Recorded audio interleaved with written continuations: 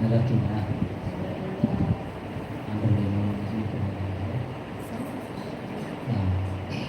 இந்த கூடுகைக்கு வந்திருக்கிற உங்கள் யாருக்கும் இயேசு கிறிஸ்துவ நாமத்தில் வாழ்த்துக்களையும் நன்றியும் தெரிவிக்கிறோம். ஸோ நம்ம எல்லாருமே ஆண்டவரை பற்றி தெரியாத குழந்தை கிடையாது. ஏசப்பா யார், அவருடைய அன்பு என்ன, அவர் எப்படியெல்லாம் அவரை ரசித்தார் அப்படின்னு சொல்லி உங்கள்கிட்ட கேட்டால் கிட்டத்தட்ட நீங்களே ஒரு 5 மணி நேரம் பேசக்கூடிய அளவுக்கு டெபாசிட் இருக்கு உங்கள்கிட்ட. ஸோ அந்தளவுக்கு கர்த்தர் உங்கள் வாழ்க்கையில் செய்த நன்மைகள், நடத்தி வந்த பாதைகள் எல்லாமே ஒரு பெரிய சாட்சியாக இருக்கிறது. ஆனால் ஏன் இந்த இடத்துல நம்ம கூடியிருக்கிறோம் அப்படின்னா, ஒரே ஒரு காரியம், எனக்கும் ஆண்டவருக்கு இருக்கிற உறவு கரெக்டாக இருக்கா அப்படின்னு ஒரு தெர்மாமீட்டர் செக்கப் தான் அது. சொல்லுங்கள், எத்தனை பேருக்கு புரியுது நான் சொல்கிறது? ஆண்டவர்னாலும் கரெக்டாக தான் இருக்கிறோமா, ஒரே வேலை தான் இருக்கிறோமா அப்படின்னு ஒரு செக்கப். சில பரிசுத்தவான்களுக்கு கூட இந்த அனுபவம் வந்திருக்கு. நீங்கள் தாவீதெல்லாம் எடுத்து பார்த்தீங்கன்னா அவர்லாம் சொல்கிறாரு, தேவனே என்னை விட்டு தூரமாகாது. யோபு சொல்றாரு, நான் முன்னாக போனாலும் இல்லை, பின்னாக போனாலும் இல்லை, வலதுபுறத்தில் கிரியை செய்து கொண்டும் காணக்கூடாதபடிக்கு ஒழித்து கொண்டிருக்கிறார், ஆனாலும் நான் போகவில்லை, கர்த்தர் அறிவார். எல்லா பரிசுத்தவான்களும் எல்லா தேவ பிள்ளைகளும் ஒரு பாதையை கடந்து வந்திருக்கிறாங்க. அது என்ன அப்படின்னா, சில இக்கட்டான நிலையில கர்த்தர் நம்ம கூட தான் இருக்கிறாரா. நல்லா தான் ஜோம் பண்றோம், நல்லா தான் பைபிள் வாசிக்கிறோம். இன்னைக்கு ஒரு ரசிக்கப்படாத வந்து யாராவது ஒருத்தர் கடவுளை தேடி உனக்கு என்னப்பா நடந்துச்சு பெருசா அப்படின்னு கேட்டா உடனே விட்டு கொடுத்துட மாட்டோம். உனக்கு என்ன தெரியும், ஆண்டவர் நீ எப்படி கொண்டு வந்தார் தெரியுமா அப்படின்னு சொல்லிட்டு பின்னால திரும்பி ஆடுவோம். நான் சொல்ல எத்தனை புரியுது இல்லையா? நம்ம அதான் ஓப்பனா அவங்கள்ட்ட விட்டு கொடுக்க மாட்டோம். ஆண்டவரை யார்கிட்டையும் விட்டு கொடுக்க மாட்டோம், பிசாசுலையும் விட்டு கொடுக்க மாட்டோம், வீட்லையும் விட்டு கொடுக்க மாட்டோம், ரசிக்கப்படாத மனுஷன்ட்டையும் விட்டு கொடுக்க மாட்டோம். ஆனால் நமக்கு ஒரு கேள்வி இருக்கு, தேவனே என் கூட தான் இருக்கீங்களா, என் கூட தான் வரீங்களா? ஸோ இந்த கேள்விக்கு நம்ம கொஞ்ச நேரத்தில் நம்ம பதில் கண்டுபிடிக்கணும். தொடர்ந்து நிறைய தேவ மனிதர்கள் வந்திருக்கிறாங்க. அவங்களுக்கான கர்த்தருடைய நாமத்தில் வாழ்த்துறேன். கர்த்தர் உங்களை எல்லாரையும் பயன்படுத்த ஆசீர்வதிப்பாங்க. ஸோ நம்ம இருக்கிற இடத்துல ஒரு சில டீ குடிக்கிறீங்க, டீ குடிச்சு முடிச்சவங்க அப்படியே எழுதி நிற்கலாமா? கொஞ்ச நேரம் அப்படியே ஒரு நிமிஷம் அப்படியே நம்ம ஜெபம் பண்ணிட்டு ஆண்டவருடைய சமூகத்தில் இருதயத்தை திறந்து, ஆண்டவரே நம்ம ஜெபிக்க போகிறோம். வாய்களை திறந்தால வேற சொல்றது, இருதயத்தை திறந்து ஆண்டவருக்கு பேசணுமா? நம்ம இருதயங்களை ஆண்டவருக்கு நேராக திருப்பி அப்படியே இருக்கிற இடத்துல கண்களை மூடி கரங்களை உயர்த்தி, என்ன நான் செய்ய வேணும் சொல்லுங்கப்பா, என்ன நான் செய்ய வேணும் சொல்லுங்கப்பா, நான் கீழ்ப்படிவே இன்றே செயல்படுவே, நான் கீழ்ப்படிவே இன்றே செயல்படுவே, இனி வாழ்ந்து காட்டுவேன் என்ன நம்புங்கப்பா, இனி வாழ்ந்து காட்டுவேன் என்ன நம்புங்கப்பா, என்ன நான் செய்ய வேணும் சொல்லுங்கப்பா, என்ன நான் செய்ய வேணும் சொல்லுங்கப்பா, நான் கீழ்ப்படிவே இன்றே நான் கீழ்ப்படிவே இன்றே செயல்படுவே, இனி வாழ்ந்து காட்டுவேன் என்ன நம்புங்கப்பா, இனி வாழ்ந்து காட்டுவேன் என்ன நம்புங்கப்பா. சொல்லி கவனிங்க, நமக்கு இன்னைக்கு இருக்கக்கூடிய பெரும்பான்மையான மக்கள் வந்து, நீ ஆசீர்வாதமா இருந்தாலும் கர்த்தர் கூட இருக்கிறாரு, நீ சந்தோஷமா இருந்தாலும் கர்த்தர் கூட இருக்கிறாரு, ஆண்டவரை தேடிட்ட அதனால உனக்கு இதெல்லாம் நடந்திருக்கணும், அப்பதான் ஆண்டவர் கூட இருக்கிறாரு, இல்லைன்னா கர்த்தர் கூட இல்லைன்னா ஒரு பொய்யான மாயை இவ்வளவு சிப் மாதிரி மெம்பர்ஷிப் மாதிரி தெரிஞ்சுட்டாங்க. அதனால அங்க பார்க்கும்போது இங்க பார்க்கும்போது ஆட்டோமேட்டிக்கா அந்த சோறு வந்துருது. என்ன ஆண்டவரே அவங்க அப்படி சொல்றாங்க, அங்க பாருங்க, அவன்லாம் பாருங்க, இவன்லாம் பாருங்க. நேற்று ஒரு தம்பி என்ன கேட்டாரு, ஆமா ஒரு அக்கா சொல்லுது, சண்டை போடுற அக்கா சொல்லுது, கர்த்தர் எங்களை ஆசீர்வதிக்கிறார், நாங்க பெரிய ஆர்டர்லாம் எடுத்துட்டு இருக்கிறோம், நீ என்னப்பா தம்பி நல்லா ஜோம் பண்ணி சொல்லுது. ஆனா எனக்கு தெரியும் அந்த அக்கா பயங்கரமா சண்டை போடும் அவங்க வீட்டுக்கார கூட, இதுக்கு என்னதான் பதில் அப்படிங்கிறாரு. அப்போ இதெல்லாம் பார்த்து இந்த மெட்டீரியல் பிளஸிங் மற்ற எல்லா காரியம் பாஸ்ட் அதை அழகா மென்ஷன் பண்ணாங்க. ஆமா, இதெல்லாம் பார்த்து பார்த்து ஆண்டவர் வந்து இப்படிதான், இப்படி இருந்தா தான் ஆண்டவர் கூட நம்ம இருக்கிறோம் போல நம்மளும் என்ன செஞ்சுட்டோம்னா இந்த கற்பனைக்குள்ளேயே ஓடிட்டோம். ஸோ ஆண்டவர் எதுக்கு நம்மளை கொண்டு வந்தாரு, எதுக்கு அழைச்சிருக்கிறாரு, என்ன பண்ண போறாரு, இதை நம்ம அப்படியே நம்மளுடைய கண்களை அப்படியே ஆண்டவர் நேராக எடுத்து கரங்களை உயர்த்தி எனக்கு நீங்க பேசுங்க. ஆண்டவரே, நான் கீழ்ப்படிவேன், நின்றே செயல்படுவேன். சொல்லுவோமா? நான் கீழ்ப்படிவேன், நின்றே செயல்படுவேன், இனி வாழ்ந்து காட்டுவேன், என்ன நம்புவதா, இனி வாழ்ந்து காட்டுவேன், என்ன நம்புவதா. முச்செடியில் தாசன் மோசேக்கு தரிசனம் தரவில்லையா, பள்ளத்தாக்கில் வீரன் யோசுவாவுக்கு சூரியன் நிற்கவில்லையா, முச்செடியில் தாசன் மோசேக்கு தரிசனம், பள்ளத்தாக்கில் வீரன் யோசுவாவுக்கு சூரியன் நிற்கவில்லையா, காத்திருக்கும் உங்க அடியாருக்கு காதில் ஒண்ணுமே இல்லையா, காத்திருக்கும் உங்க அடியாருக்கு வாழ்ந்து காட்டுவேன், என்ன நம்புங்கப்பா, இனி வாழ்ந்து காட்டுவேன், என்ன நம்புங்கப்பா. உங்களோட பேசுற உதவி செய்யுங்க, உங்களை பத்தி பேசுறதுக்கு உதவி செய்யுங்க. இயேசுவின் நாமத்தை ஜெபிக்கிறோம் பிதாவே.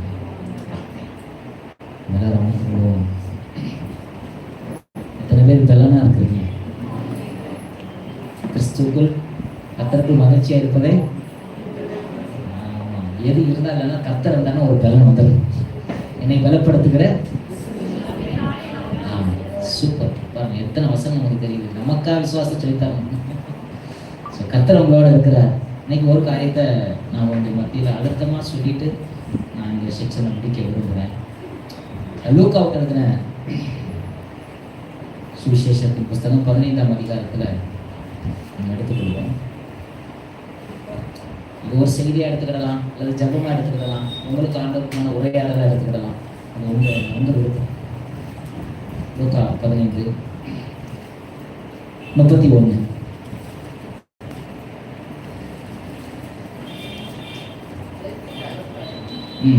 அதற்கு தகப்பன், மகனே, நீ எப்போதும் என்னோடு இருக்கிறாய், எனக்கு உள்ளதெல்லாம் உன்னுடையதாய் இருக்கிறது. ஆமென். இந்த வார்த்தைய மறுபடியும் நம்ம எடுத்து நம்ம திரும்ப திரும்ப நம்ம பேசுவோம் அப்படின்னா ஒரு காரியத்தை மனசுல புரியும். மூத்த குமாரன் தகப்பனிடத்துல வந்து ஒரு குற்றச்சாட்டு வைக்கிறார்.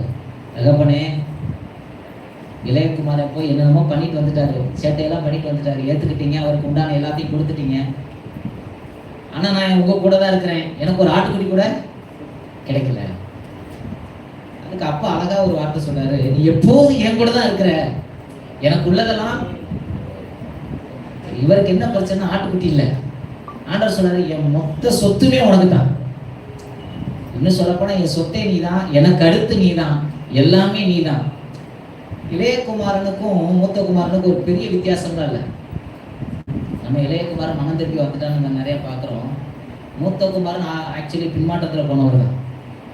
நீங்கள் எடுத்து பார்த்தீங்கன்னா அவர் சொல்கிறாரு, தன்னுடைய சகோதரனை பார்த்து, இவன் ஆஸ்தியெல்லாம் அழிச்சிட்டான், அப்படியெல்லாம் பண்ணிட்டு தான் வந்திருக்கிறான், இவனை நீங்கள் ஏற்றுக்கிட்டீங்க, இவனை பாராட்டுறீங்க, இவன் என்ன மறித்தான் உயிர்த்தான்னு நிறைய வசனம் சொல்கிறீங்க. ஆனால் என்னை பற்றி ஆண்டவரே என்ன செய்தி உங்கள்கிட்ட இருக்கு? என்னை பற்றி என்ன செய்தி இருக்கு? ஆனால் நீ எப்போதும் என் கூட தான்ப்பா இருக்கிற. இந்த வார்த்தை மூத்த குமாரனுக்கு அவ்வளோ ஈஸியாக ஏற்றுக்கிட முடியலை. இன்னைக்கு நம்ம நிறைய பேர் தான், ஆண்டவர் கூட தான் இருக்கிறேன், ஆண்டவர் கூட தான் இருக்கிறேன். ஆனால் ஆண்டவர் கூட இருந்தாலும் என் வாழ்க்கையில் ஒரு சோர்வு, என் வாழ்க்கையில் ஒரு கேள்விக்குறி, என் வாழ்க்கையில் ஒரு குழப்பம், என் வாழ்க்கையில் தீர்மானம் எடுக்கிற ஒரு தயக்கம், எத்தனையோ குழப்பம். நம்ம கேட்குறோம், நிறைய நேரத்தில் கேட்குறோம், கர்த்தர் என் கூட தானே இருக்கிறாரு, கர்த்தர் என் கூட தானே இருக்கிறாரு தெரியும், ஆனாலும் ஏன் இப்படி நடக்குது? என் ஆண்டவர் சில நேரம் நம்மளே சில வசனங்கள் சொல்லி நம்மளை பலப்படுத்திக்கிறோம் தெரியுமா? கர்த்தரிடத்தில் அன்பு கூறுவதற்கு சகலமும் போதும். இதை அப்படியே நம்ம நினைச்சுக்குவோம், ஆமா ஒன்றும் இல்லை, பிரச்சனை இல்லை, நன்மைக்கு கர்த்தர் எல்லாம் வச்சு சரி பண்ணிடுவாரு. ஆனா இதை என்னைக்காவது சோர்வு இல்லாம அந்த வசனத்தை நம்ம சொல்லியிருக்கோமா? அதை சொல்லும் போதே ஒரு சோர்வோடு தான் எல்லாம் நன்மைக்குவாகவே நடக்கு. அப்போ நம்ம எல்லாருக்குமே ஒரு வியூ என்னன்னா, கர்த்தர் கூட இருந்தாலும் ஏன் இப்படி நடக்கல, ஏன் இப்படி நடக்கல? இப்போ நம்ம ஒரு சில காலத்துக்கு முன்னால் போகிறோம், ஆண்டவர் உங்களை எப்போ தூக்கி எடுத்தாரு, ஆண்டவர் எப்போ உங்களை கொண்டு வந்தார் அப்படின்ற நாட்களுக்கு போகலாம். இங்கே பிலிப்பியர் 3ஆம் அதிகாரம் 1-2 வசனத்தை நீங்கள் வாசிங்க. பிலிப்பியர் 3:1-2 கடகடன்னு வாசிங்க. யாராவது வாசிக்கிறவங்க ஸ்பீடாக வாசிங்க. பிலிப்பியர் 3ஆம் அதிகாரம் 1-2 வசனம். மேலும் என் சகோதரரே, கர்த்தருக்குள் சந்தோஷப்படுங்கள். எழுதுவது எனக்கு வருத்தமல்ல, அது உங்களுக்கு நலமாய் இருக்கும். நாய்களுக்கு எச்சரிக்கையாக இருங்கள். பிலிப்பியர் 3ஆம் அதிகாரம். ஆமா சரி, 2 வாசிங்க. 2:1-2 வாசிங்க. ஆதலால் கிறிஸ்துவுக்குள் யாதொரு ஆறுதலும் அன்பினாலே யாதொரு சேர்தலும். கொலோசியர் 3:1-2 வாசிக்கும். கொலோசியர் 3:1-2.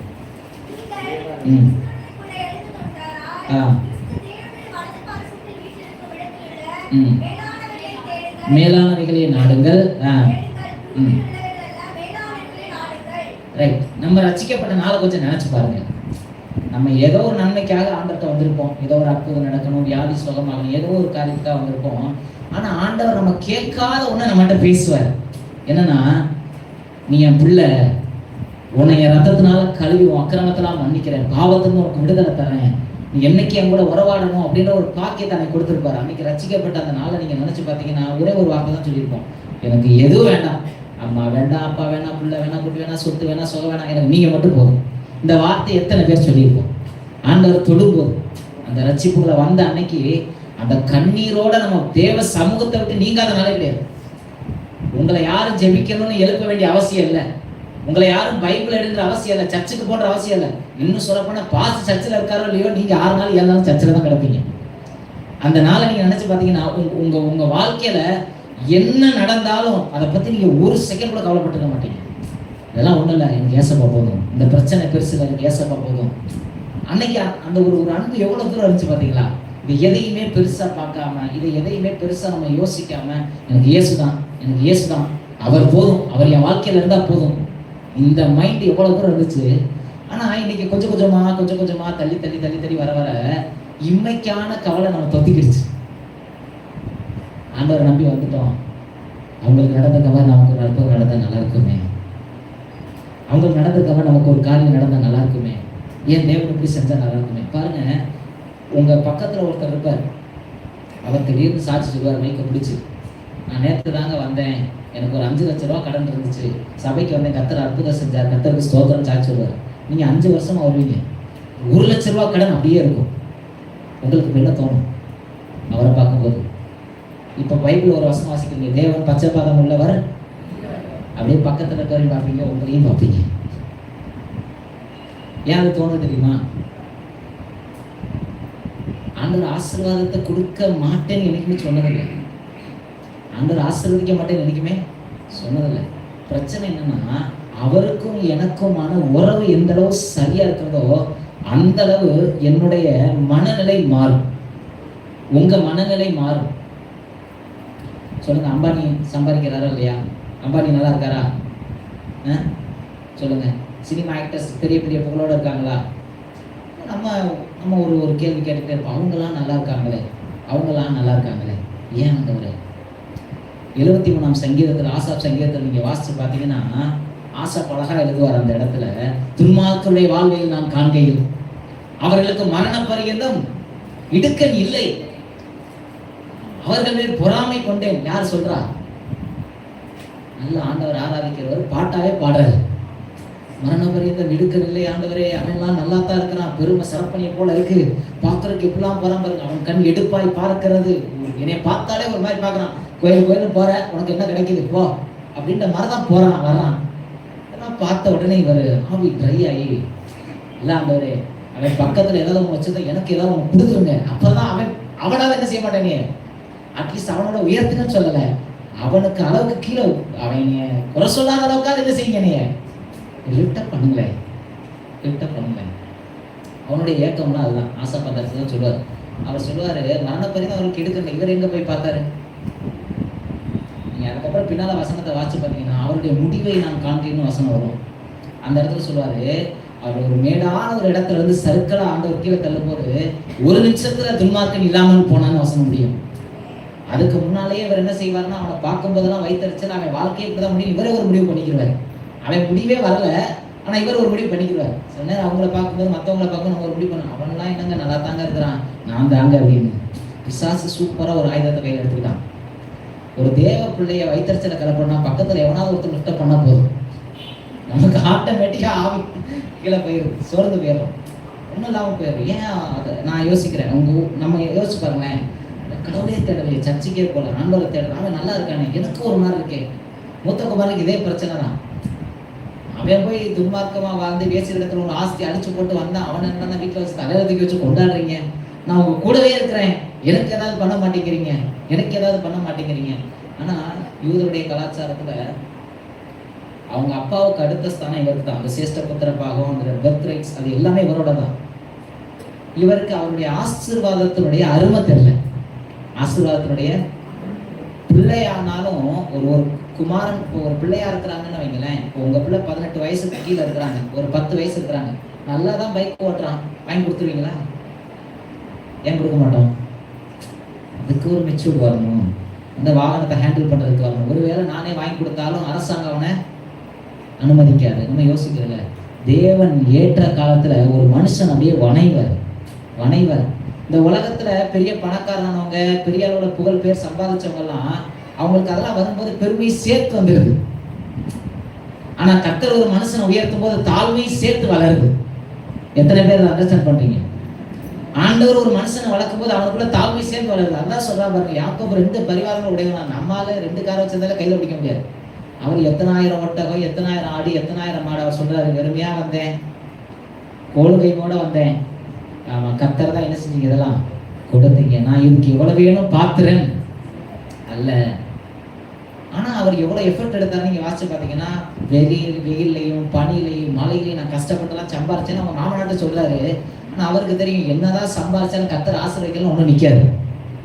எவ்வளவுதான் கர்த்தர் நம்ம எவ்வளவு உருண்டு பிறண்டாலும் கர்த்தர் நம்மளை உயர்த்தலைன்னா எதுவுமே நம்ம கையில பார்க்க முடியாது. அதான் உண்மை. அப்போ இவருடைய லைஃப் எல்லாம் பாத்தீங்கன்னா 10 முறை சம்பளத்தை ஏமாத்திட்டாரு. யாரு?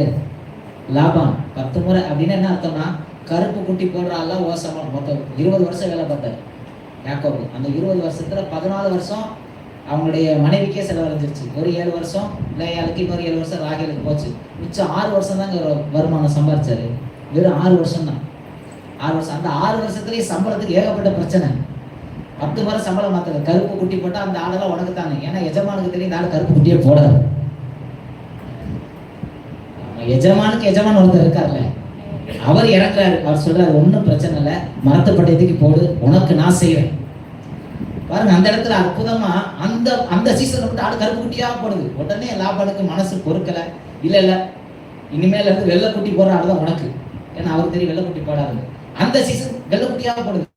லாபானுக்கு பைத்தியம் பிடிச்சிருச்சு. என்னடா அப்பதான் புரிஞ்சுக்கிறான், இவனை நான் ஆசீர்வதிக்கல, இவனை கடவுள் ஆசீர்வதிக்கிறார். கூட ஆண்டவர் இருக்கிறார்.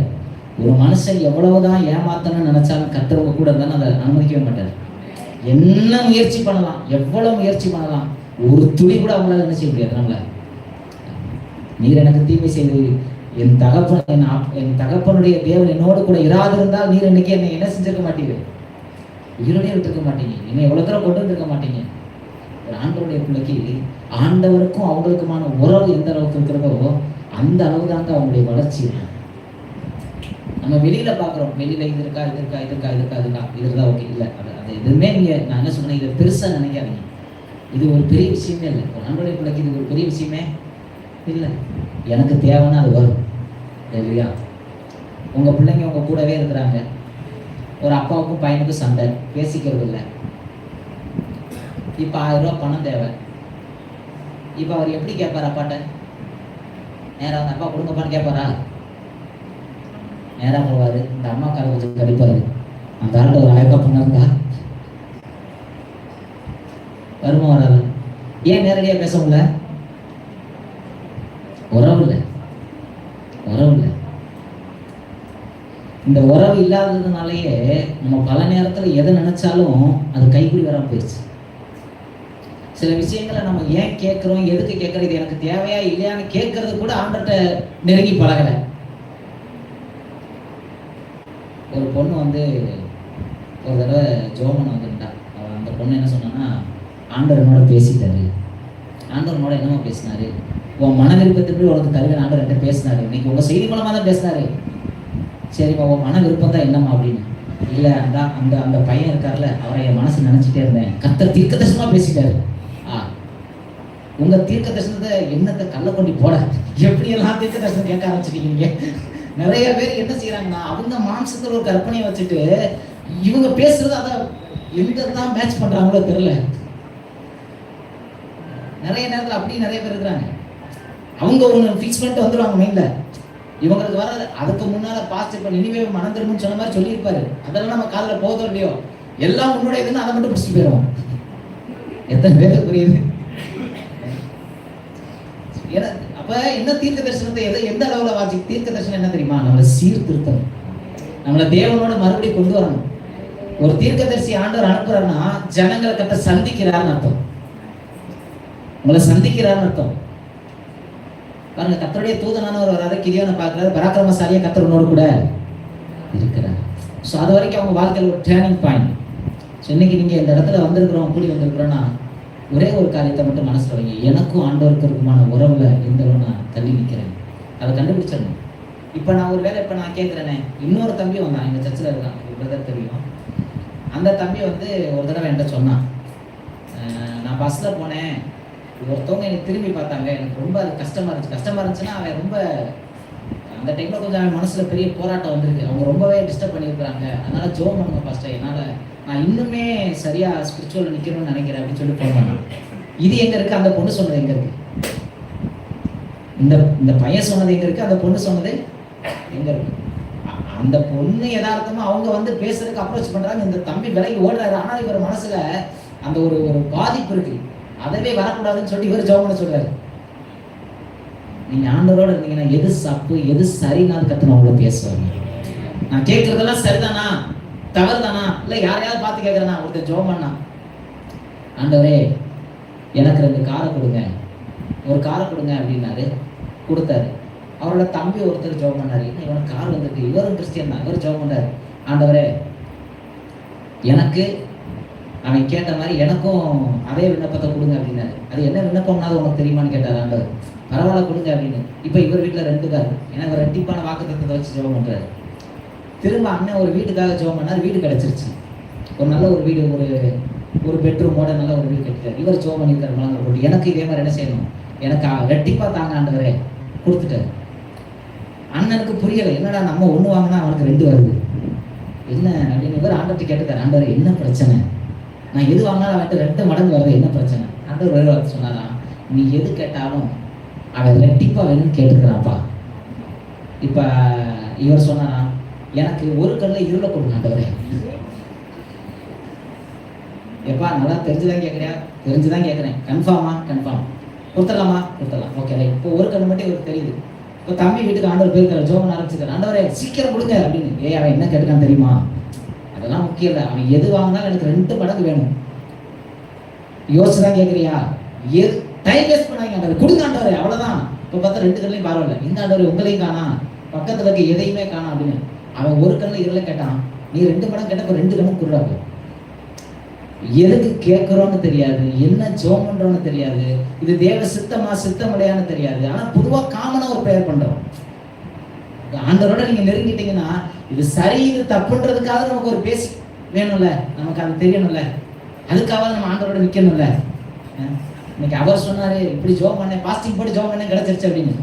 நினிவே மக்கள் பாஸ்ட் சொன்னாரு. நினிவே மக்கள் பாத்தீங்கன்னா அவருடைய பொல்லாத கிரியை விட்டு அவர் திரும்பினாரு என்று கண்டுதான் இறங்குவாரு.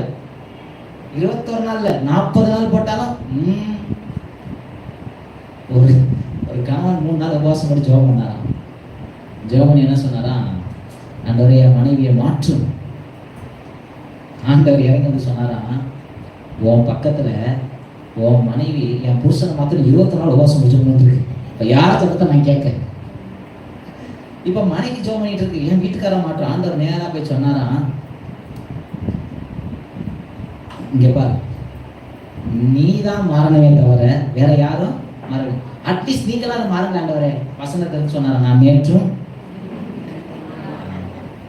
சில நேரம் நாய்வால நிமித்தம் நினைக்கிற கதையா இருக்கக்கூடாது. சில ஜபங்களை புரிஞ்சு செய்யணும். ஆண்டவர் வேதத்துல நமக்கு சொல்றாரா, இதுல எந்த காரியம் தேவ சித்தம் அப்படின்றத புரியாம நம்ம ஜெபம் பண்ணிருக்கணும். ஒரு ஊதாங்குழியை கொண்டு போய் நாய் வால்ல மாட்டிட்டாரு. நாய் ஊதாங்குழை தெரியுமா? பெரியவங்களுக்கு தெரியும், நிறைய பேருக்கு தெரியும். இன்னைக்கு இருக்கிற சகோதரிகளுக்கு கொஞ்சம் கஷ்டம் தான் நினைக்கிறேன்.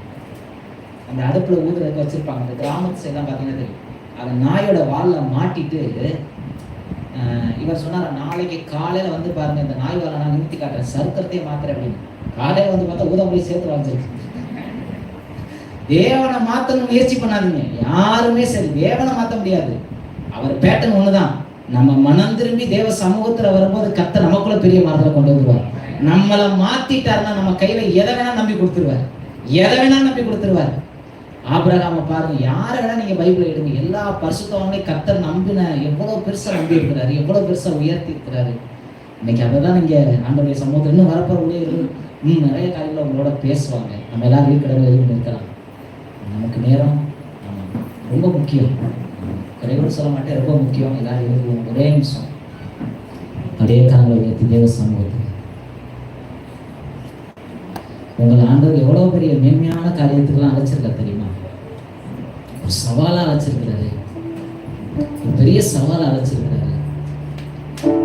பேதுரு கடல் மேல கீழே விடும்போது சொன்னார் இல்லையா, அற்ப விசுவாசி, ஏன் சந்தேகப்பட்டு நீ நடந்து வர முடியும்பா, உன்னால அதை தாண்ட முடியும், இந்த பிரச்சனையை தாண்ட முடியும், போராட்டத்தை தாண்ட முடியும், மனுஷனுடைய அவச்சொல்ல தாண்ட முடியும், அவமானங்களை தாண்ட முடியும்.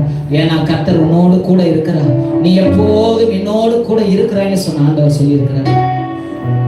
கரங்களை உயர்த்தி நம்ம சொல்லி நம்ம ஜெபிப்போம்.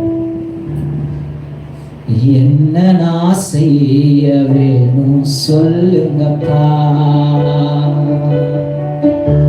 என்ன நான் செய்ய வேணும் சொல்லுங்கப்பா, நான் கீழ்ப்படிவே இன்றே செயல்படுவே, நான் கீழ்ப்படிவே இன்றே செயல்படுவே, இனி வாழ்ந்து காட்டுவேன் என்ன நம்புங்கப்பா. உங்களால முடியும். இனி வாழ்ந்து காட்டுவேன் என்ன நம்பு. கரங்களை உயர்த்தி சொல்லுவோம். என்ன நம்புங்கப்பா, எங்களை நம்புங்கப்பா, என்ன நம்புங்கப்பா, எங்களை நம்புங்கப்பா, இனி வாழ்ந்து காட்டுவேன் என்ன நம்புங்கப்பா, இனி வாழ்ந்து காட்டுவேன் என்ன நம்புங்கப்பா. தகப்பனே, இயேசுவின் நாமத்தை நாங்க ஜெபிக்கிறோம். எந்த இடத்துல உங்க உறவு நாங்க இழந்தோம்னு தெரியல. இந்த உலகத்துல இருக்க சின்ன சின்ன காரியங்கள் கூட எங்களை பாதிக்கிறது தவிர அந்த நித்தியத்தை விட்டு எங்க கண்ணை விளக்கும்படி எத்தனையோ விஷயங்கள் எங்களை தாக்கத்தை ஏற்படுத்துது. மனுஷனுடைய பேர் புகழை தாக்கத்தை ஏற்படுத்துது, மனுஷனுடைய பொருளாதார தாக்கத்தை ஏற்படுத்துது, மனுஷனுக்கு உலக பிரகாரமா கிடைக்கக்கூடிய நன்மைகள் கூட எங்க வாழ்க்கையில தாக்கத்தை ஏற்படுத்துது. அந்த அளவுக்கு எங்க ஸ்பிரிச்சுவல் பலவீனம் ஆண்டவரே, இன்னைக்கு இந்த ஜபம் முடிகிறதுக்குள்ள எங்களை தூக்கி நிறுத்திருந்தாங்க. எங்க கால்களை பலப்படுத்திருங்கப்பா. தளர்ந்து போன கைகளை திடப்படுத்தி தள்ளாடுகிற முழங்கால்களை உறுதிப்படுத்துகிற என் தேவன் என் கால்களை கண்மலை உச்சியிலே நிறுத்தி அழகு பார்க்கிற கர்த்தர், இந்த ஜபம் முடிகிறதுக்குள்ள ஒரு தெய்வீக வல்லமையின் அபிஷேகம் மேல இறங்கட்டாண்டவரே, ஒருத்தர் விடாம எல்லாரையும் பலப்படுத்தி கிறிஸ்துவுக்கு எல்லாவற்றையும் சாதிக்கிறவர்களாய் மாற்றி கடத்தவிட்டு அனுப்புங்கப்பா. என் நாமத்துக்கு மகிமையாய் ஒப்புக் கொடுக்கிறோம். தொடர்ந்து வருகிற தேவ மனுஷர்களை பயன்படுத்தும். இயேசுவின் நாமத்தில் ஜெபிக்கிறோம் நல்ல பிதாவே. ஆமென்.